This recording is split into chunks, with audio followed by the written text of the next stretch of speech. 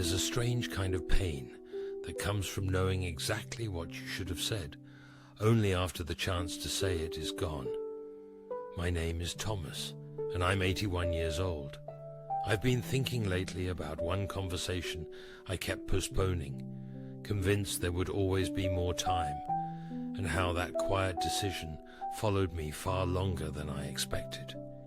When I was younger, I believed important conversations announced themselves. I thought they came with raised voices or tears, or some clear signal that said, "This matters. Pay attention." What no one tells you is that the most important ones often arrive disguised as ordinary moments, and if you don't recognize them then, they don't come back the same way. The conversation I'm talking about was with my father. He wasn't an easy man, not cruel, just distant in the way men of his generation often were.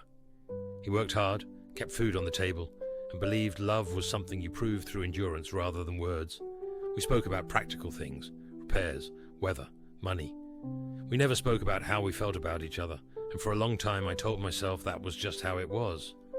I remember thinking I'd talk to him someday, when things slowed down, when work wasn't so demanding, when I had the right words ready. I wanted to ask him what he'd been afraid of when he was my age.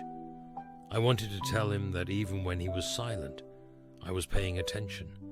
But life kept moving, and postponement has a way of feeling responsible, while it quietly becomes permanent. The last time I saw him clearly, we were sitting at the kitchen table, the same table I'd grown up eating at. The radio was on low. Nothing was wrong enough to feel urgent. I almost said something then. I remember opening my mouth and deciding it wasn't the right moment. I told myself I didn't want to make things awkward. I told myself I'd wait for a better time. That better time never arrived. After he died, I was surprised by how little regret I felt at first. There was sadness, of course, but I told myself we'd understood each other in our own way. It wasn't until years later, usually in quiet moments, that the weight of that unfinished conversation began to settle in. It's not the words themselves that haunt you. It's the doorway you never walked through, the version of the relationship that never got a chance to exist.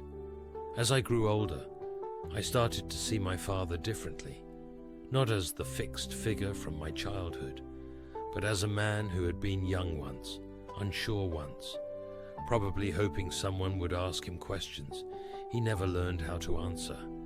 I realized that my silence had likely mirrored his, and we'd both been waiting for the other to speak first. That understanding didn't bring relief. It brought a softer kind of ache. I've noticed something about regret as you age. It doesn't shout. It doesn't accuse. It sits beside you, especially when the house is quiet, and it asks gentle questions you can't dismiss. What were you protecting yourself from? Why did you assume time was on your side? What did you think would be lost by speaking honestly? I've replayed that kitchen table moment more times than I can count, not to punish myself, but because my mind keeps trying to finish the sentence I never started. In my imagination, the conversation is simple, no dramatic revelations, just an acknowledgement, a recognition, maybe a shared silence that felt different because it was chosen together.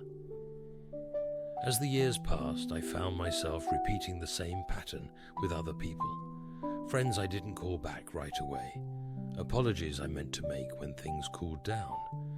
Gratitude I assumed was obvious. Aging has a way of revealing your habits by showing you their consequences. I don't believe in living with constant urgency. That's not what I'm saying. But I do believe we often confuse discomfort with danger. We avoid conversations not because they'll harm us, but because they might make us feel exposed for a moment.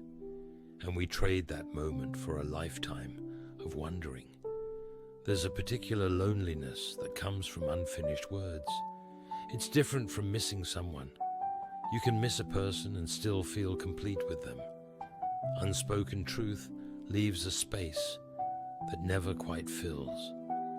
At 81, I don't carry this regret as a wound anymore.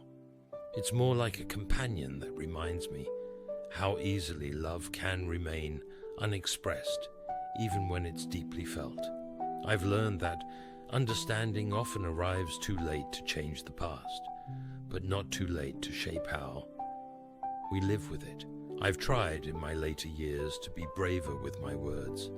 Not perfect, just braver.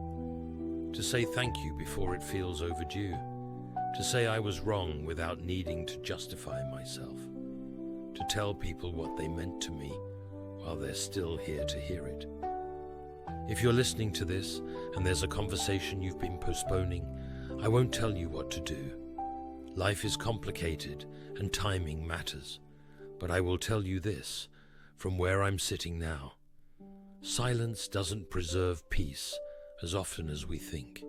Sometimes it only preserves distance. The conversation I wish I'd had one more time wasn't about fixing anything. It was about being seen and seeing someone else in return. That opportunity passed quietly, the way so many important things do. If there's anything I've come to understand, it's that words don't have to be perfect to be meaningful. They just have to be honest, and they have to be spoken while there's still someone on the other side of the table. Aging has a way of revealing your habits by showing you their consequences. I don't believe in living with constant urgency. That's not what I'm saying. But I do believe we often confuse discomfort with danger. We avoid conversations not because they'll harm us, but because they might make us feel exposed for a moment.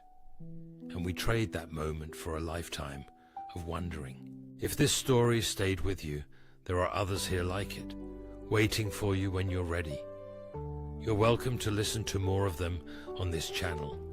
And if these reflections matter to you, you can subscribe so they find you again. If this video brought up a conversation you've been carrying quietly, I invite you to share it in the comments and to pass this story along to someone who might need it. Sometimes listening is where understanding begins.